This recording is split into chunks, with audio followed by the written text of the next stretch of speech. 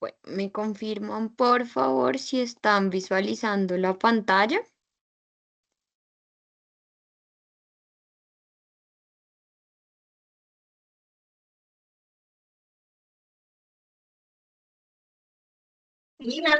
Sí, sí, señora.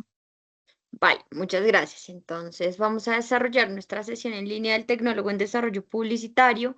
Hoy tendremos nuestra cuarta sesión en línea de la transversal de comunicación en la fase planeación, actividad de proyecto 2, estructurar el plan de comunicación publicitaria de acuerdo con necesidades de la organización. Hoy continuaremos y cerraremos la competencia de desarrollar procesos de comunicación oral y escritos en forma eficaz y efectiva, teniendo en cuenta situaciones de orden social, personal y productivo. Revisaremos el cronograma de actividades, terminaremos de hablar de la evidencia, informe de creación de contenidos comunicativos, tendremos un espacio de dudas e inquietudes y posteriormente el cierre de la sesión. Recordemos que la fase planeación inició el 11 de diciembre de 2025 y termina el 26 de agosto de 2026 con una duración de 1.200 horas. Y que el material de formación que estamos trabajando para esta competencia se llama Relacionando y Escribiendo. Este es nuestro cronograma. Ya hoy debieron haber entregado y aprobado el video de la comunicación como expresión humana que va del 10 de junio al 24 de junio y mañana se vence el informe de creación de contenidos comunicativos que iba del 24 de junio al 8 de julio. Recuerden que para poder entregar el informe de creación de contenidos comunicativos deben haber desarrollado y aprobado el video de la comunicación como expresión humana. Entonces, vamos a continuar hablando de nuestra teoría. Hoy hablaremos de la producción de textos, en donde podemos hablar de que la experiencia de escribir va a ser el resultado de lo que pensamos y de lo que sentimos, teniendo en cuenta que para escribir debemos leer y por tanto debemos argumentar, complementar, articular, construir y reconstruir. Entonces hoy nos acercaremos a lo que es el pensar, sentir, actuar. La experiencia no solo nos ayuda a enriquecer nuestro léxico en contextos laborales y académicos, pero esto lo hacemos a partir de la lectura y la escritura como viéndolos como ejercicios enriquecedores para nuestro crecimiento técnico. ¿Listo? Pero no solamente nos sirve para enriquecernos en ese aspecto técnico, también para desenvolvernos en los distintos contextos en los que nos desenvolvemos, uno en nuestro trabajo, otros en nuestra casa, con nuestros amigos, pues sabemos que son contextos completamente diferentes, ¿cierto? Y pues en todos ellos debemos tener la capacidad de manejar un léxico específico, em, pero obviamente teniendo presente que los contextos laborales y académicos pues nos desafían un poco más para mejorar nuestro léxico o todos los conceptos y términos que vamos a manejar. Entonces el ejercicio de escribir va a ser un foco importante de aprendizaje, toda vez que pues va a existir una armonía de saberes y experiencias en torno a la escritura, teniendo en cuenta que vamos a escribir desde la articulación del pensar, sentir, actuar. Como ven en la pantalla, pensamos desde la lectura, la observación, la interpretación, la organización de la información. Sentimos desde el gusto por lo que estamos haciendo, la argumentación que va a denotar esa seguridad a partir de la construcción del conocimiento. Y actuamos cuando hablamos, cuando leemos en voz alta o cuando escribimos. Entonces, algo antes de que continuemos con los tipos de texto que debemos tener presente son las características del texto. Todo texto, para que se considere como tal, debe tener unas características. El primero es que se enfoque en un tema determinado, bien, ya sea para responder una pregunta, para reafirmar una proposición, para refutar o para exponer una idea. Otra es que debe ser claro, es decir, debe ser comprensible para el público al que lo estamos dirigiendo. Y de acuerdo con esto, debe incluir un lenguaje técnico o no, según corresponda. ¿Listo? Yo no le voy a dar, por ejemplo, un texto con lenguaje técnico sobre cocina a ustedes cuando ustedes están estudiando desarrollo publicitario. ¿Listo? No es pertinente. Otra característica es que debe ser concreto, sin perder el foco del tema central. La extensión debe ir de acuerdo a la complejidad del tema y a lo que pretendemos transmitir dentro de ese texto. Y finalmente es que el texto va a motivar el conocimiento de quien lo va a leer, bien sea porque genera inquietudes nuevas, complementa saberes, responde una pregunta o una necesidad, y debe ser un texto que sea útil para el lector. Entonces, ya para poder escribir, debemos tener presente que escribir es un ejercicio que es enriquecedor, que siempre nos va a invitar a qué, a investigar, a construir conocimiento, a que tengamos una mirada y un pensamiento crítico, pero no solamente crítico, sino que también autocrítico. ¿Listo? Donde nosotros podamos decir, oiga, mira, aquí no está siendo claro lo que estoy escribiendo, no es claro el mensaje que quiero dar. ¿Listo? Pero también nos va a ayudar a sentir una atracción por el tema sobre el que estamos trabajando. El análisis literario nos va a llevar a evaluar la calidad del texto en cuanto a la claridad que se tiene del tema, la argumentación que hay en ese mismo tema, el estilo de texto, el lenguaje que estamos utilizando, de qué manera se posibilita la comprensión de textos consultados. Entonces, cuando se consulte el texto, es necesario que tengamos en cuenta tres elementos clave. Primero, el contexto en el que estamos escribiendo, buscando que el mensaje no se desprenda de esa situación de la que estamos hablando. Segundo, reconocer que el autor del texto, reconocer al autor del texto, en muchos casos seremos nosotros, o citar al autor, ¿listo? Pues esto no va a ser opcional. Si vamos a utilizar frases de otros autores, citarlo no es opcional. Esto es obligatorio. Es un deber que refleja nuestra ética profesional, ¿listo? Yo no puedo tomar lo que dijo otro y dejarlo escrito como si lo estuviera diciendo yo. Y otro es tener claridad del mensaje que vamos a citar y articularlo con el proyecto que estamos escribiendo, buscando que el aporte y la cita se articulen de manera correcta.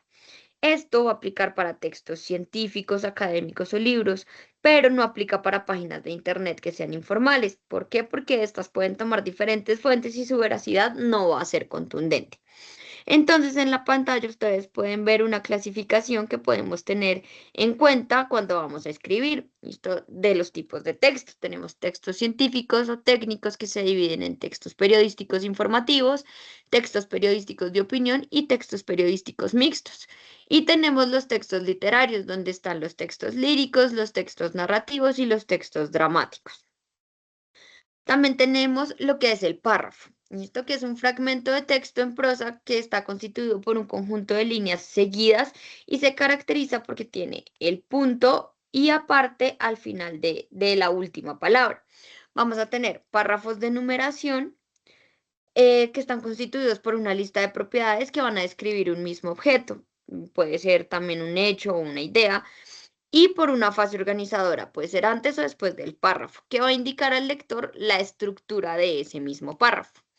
Tenemos el párrafo de comparación o de contraste, donde vamos a indicar semejanzas y diferencias entre objetos, ideas, personas, los vamos a comparar, teniendo en cuenta que pues las categorías que nosotros determinemos.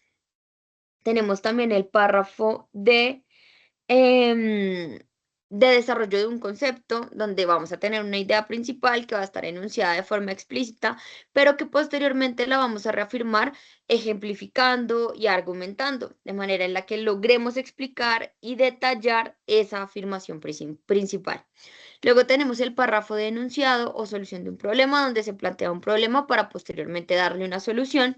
Y finalmente tenemos el párrafo de causa o efecto, donde presentamos un acontecimiento o una situación que va seguida por las razones que lo están causando.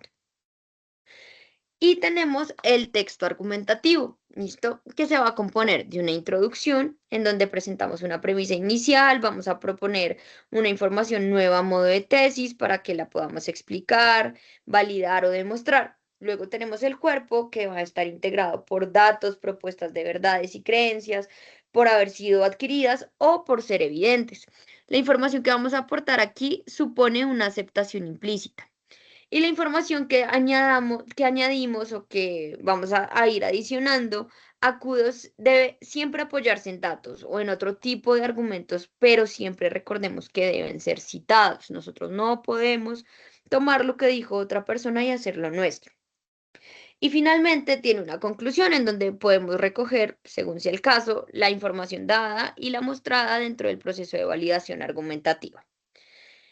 También tenemos algo importante que son las normas APA. Estas son siglas que hacen referencia a la abreviación de la Asociación Americana de Psicología y algunas de sus funciones son estandarizar la presentación de documentos técnicos y científicos del universo académico, organizar el material consultado y citado por estudiantes, profesores e investigadores, apoyar las múltiples formas en las que las personas se comunican a partir de escritos. Y este manual simplificó la forma en cómo se deben mostrar las fuentes consultadas, como DOI y URL.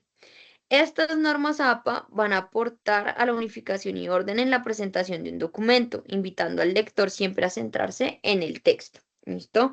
Que nos van a facilitar la creación y la comprensión de documentos, de libros, de revistas, de los folletos de naturaleza, todo aquello respetando siempre lo que les digo, la citación de los autores, respetando la creación de cada autor. Tenemos la comunicación digital actual, en donde debemos hablar sobre esa utilización de herramientas tecnológicas en los contextos profesionales, siempre buscando que nuestros comunicados se emitan con asertividad y haciendo uso de medios tecnológicos como pueden ser el mensaje de texto o MSM, que lo debemos limitar a 160 caracteres que reflejen información básica de lo que queremos decir. Por eso debe ser claro y conciso. O en el chat, que es un diálogo en tiempo real entre dos o más interlocutores en forma de habla. Recordemos que esto antes no se aplicaba como tal a contextos laborales o académicos. Ya los tenemos, pero pues siempre debemos procurar tener una comunicación asertiva en estos medios. ¿Listo? Estos dos medios se caracterizan, ¿por qué? Porque son inmediatos, ¿listo? Y son un poco más informales. Sin embargo, pues esto no nos exime lo que les decía de enviar mensajes llenos de cordialidad, de respeto, de objetividad y de precisión en el momento en el que lo estamos enviando. También vamos a encontrar aquí lo que es la página web, que pues es un documento digital que se elabora en formato HTML, en el que por lo general se utilizan imágenes, textos escritos, videos, animaciones, links, etcétera. Y también tenemos los correos electrónicos, que son los que se han convertido en un medio de comunicación vital y primordial, y es una de las aplicaciones con más alcance y éxito que existe en Internet. Dentro de las principales características que encontramos del correo electrónico es que tiene una velocidad importante en la transmisión de los mensajes. No tiene un costo excesivamente alto. Es un espacio de intercambio de fotografías, música, links, textos. Además, pues también de poder enviar mensajes escritos. Tiene una comunicación en corto tiempo. Posibilita que enviemos mensajes a varias personas o a un grupo, creando listas de distribución y nos permite reenviar un mensaje a otro receptor o responder rápidamente. ¿Listo? Pero como les menciono, en todos estos debemos tener siempre un uso adecuado del lenguaje. Por eso vamos a hablar de la etiqueta, que es ese actuar que debe estar cualificado por la comunicación asertiva, por medio de la cual vamos a transmitir información de manera clara, pertinente, concreta y consciente, de manera de que el buen trato hacia el interlocutor esté enmarcado en los límites del respeto y la cordialidad. Entonces, con el objetivo de regular el buen actuar en las redes, existen unas normas que son objeto de implementación, complementariedad y actualización. La primera norma es leer y releer el mensaje antes de enviarlo, pensando en la claridad del mensaje, en la coherencia y en la pertinencia. La norma 2 es no escribir mensajes bajo emociones de enfado o ira. Esto terminará en un manejo inadecuado de un conflicto laboral o personal. Esto siempre debemos, antes de, si estamos molestos, si estamos tristes o cualquiera de estos sentimientos, hacer un stop, respirar y luego sí pensar y escribir. ¿Listo? Si nosotros lo hacemos con esas emociones, es muy probable que enviemos mensajes agresivos o con el uso de palabras inadecuadas y que podamos tener consecuencias en el trabajo, por ejemplo, que no estamos esperando recibir. ¿Listo? La norma 3 es que si se trata de responder un comunicado, debemos contestar expresamente lo que se solicita. Es decir, si me están pidiendo que envíe el, el plan de marketing digital, debo enviar el plan de marketing digital, no el plan de marketing digital y el plan de endomarketing, ¿cierto? Porque me están pidiendo algo específico. La norma 4 es que antes de enviar el mensaje es importante que verifiquemos que el destinatario es la persona a quien va dirigido. La norma 5 es utilizar términos adecuados y formales sin perder de vista que es un comunicado entre seres humanos.